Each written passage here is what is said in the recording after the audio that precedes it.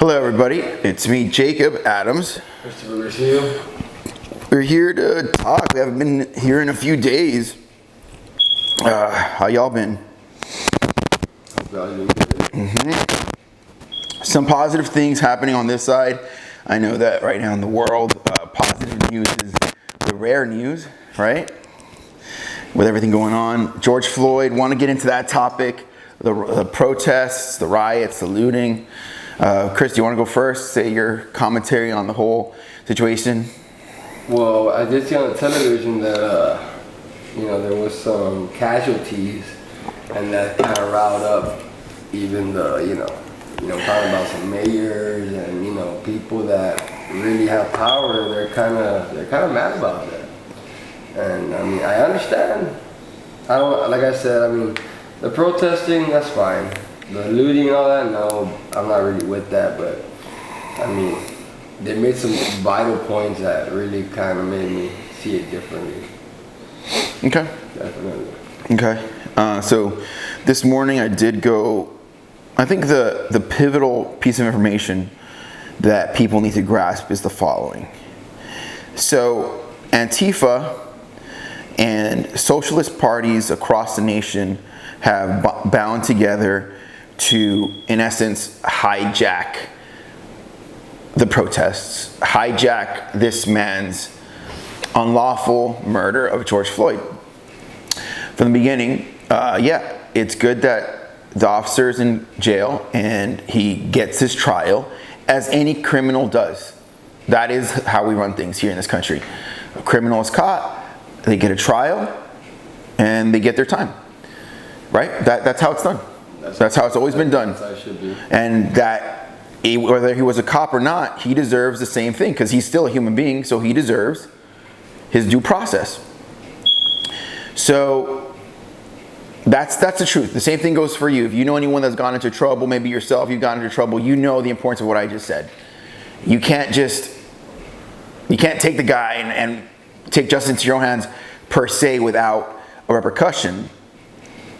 So it's a good thing he's in jail, and that's where I stand with that. And I think most people living, unless you are racist, are happy that he's in jail, right? Is that correct? Unless you are racist, you're happy he's in jail. Definitely. Makes sense. Okay. So now going to the Antifa and the Socialist Party binding together, that there's evidence that whether they released Twitter saying, hey, we need these supplies, hockey sticks, tennis rackets, milk, things that they need to carry on their rioting, right? They were asking for these things on Twitter. They came out and said, hey, let's go into the homes next and take what's ours. So these people have another agenda that has nothing to do with George Floyd. And these people do want President Trump out of office. In other words, let's just say they really don't, they're after power and they're after change that they want. And they're using violence to get it. That is the problem. Now, so to me, there's a clear distinction between the two parties, between those that want to get violence and resources with resources and power with violence, and the people that are protesting for George Floyd because they believe that was wrong. That's two different people to me. And if people, don't see that, that's going to be a very detrimental thing for our society, because you can't see this whole thing and think it. If you don't see the two things, like the media got you kind of where it wants you, because you should be able to have your own opinion, your own perspective that is yours, not just the media told you this and that's what you believe. That's my thought right there, Chris. Yeah, definitely you gotta have your own opinion, man. You gotta see things how you want to see it. I think I did hear yesterday on the news. They were saying if the system does not change, they kind of want to get the system out of the way. What does the system mean to when you hear that? What do you think? The system. The government, man. The whole United States government. They want to take it down, basically, man. Obviously, the Coast Guard hasn't. The police couldn't calm this down. The Coast Guard couldn't calm it down. They now have the troops, but now we've got casualties. So personally, I'm not saying it's Trump's fault, but he's making. I feel like he's making some moves that's not benefiting him. Definitely. What would be a better move if you're saying that? What would be a better move, you think? And that's the $1 million question. And that's the only place where I feel it's everybody that criticizes Trump always talks about a better move. They always have a better move than him. Always. It never fails. I could do a better move. And it's okay, what is that better move? Well, that's what I was talking about, what they said. I'm not really down with, hey, get rid of the government. I'm not down with that. But, I just feel like they shouldn't be taking down people, definitely. Not killing people. That is, I know, if you think that's the way to go, me personally, I'm not with that. Okay, well, remember that case that we were talking about? I don't know if I told you. The rioters broke into a bar, owner's there with a gun, and they were gonna attack him, okay? He took one of the rioters out. Is that legal? Just so you know, the district attorney said... No, if you're doing self-defense, that's different. Well, that's what I'm saying. In some regards, that is self-defense. A lot of the videos I saw, these people were not doing nothing to the cops, and the cops were just kind of attacking the people, bro. I think right now, man, right now, the way it is, dude, it's like the way I see it is this is a war between order and chaos. It's a war between... Do you see the chaos? Yes. The order wants to qualm it. It wants to go like this. Stop. And that is going to be very messy.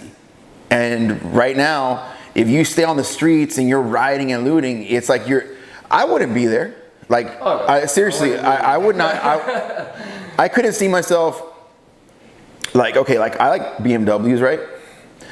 I couldn't see myself if the riot starts and they start bringing down the BMW lot, go, hey man, I'm gonna go get a key from inside and take the BMW. Like, it's too much dumb. Like, it's way too dumb. Like, what could I possibly want to endanger my life for as a thing? Like, okay, you're gonna be protesting. Maybe, hey, these people right here are protesting. Okay, hey, the curfew's there. Go home, right? Yeah.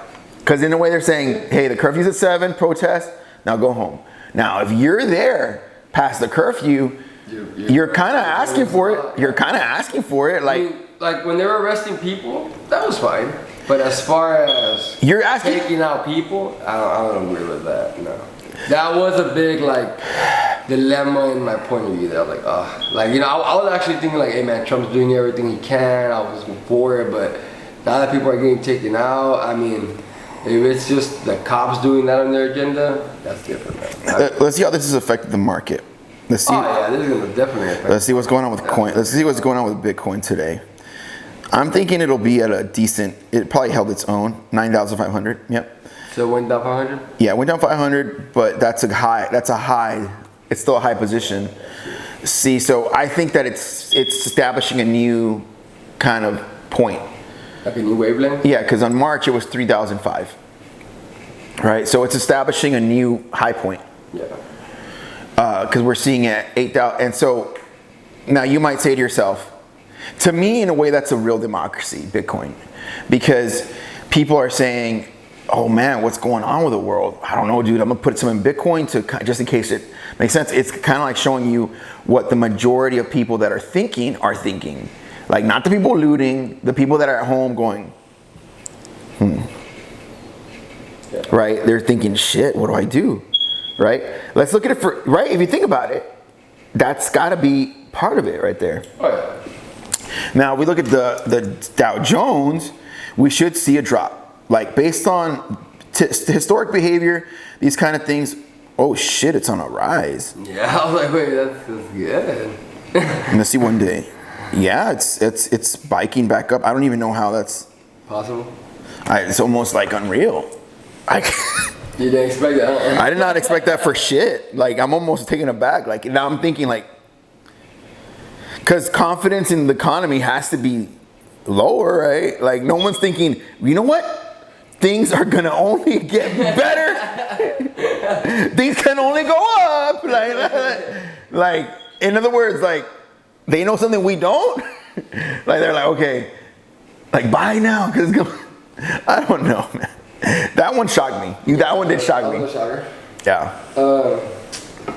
I don't know, man. Everything. I mean, I think the cops, everybody is doing a good job. All I'm saying is, don't kill people. Other than that, I think. All right, let's turn on the news.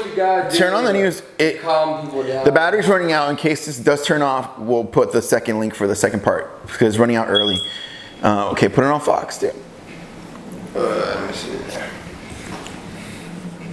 Like so many challenges. I don't know which one is that.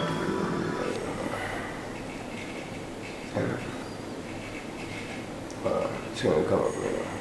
There you go. Up right. Messages of support and love directly onto those private boards. Let's get to Charlie Gasparino because he's got the pulse of what Wall Street is doing here. He's joining Wall us Street. now on a Meeting of the Minds that was hosted earlier today. That's exactly what we're talking about. Yep. Presumed Democratic presidential nominee Joe Biden and Goldman Sachs CEO David Solomon. Charlie.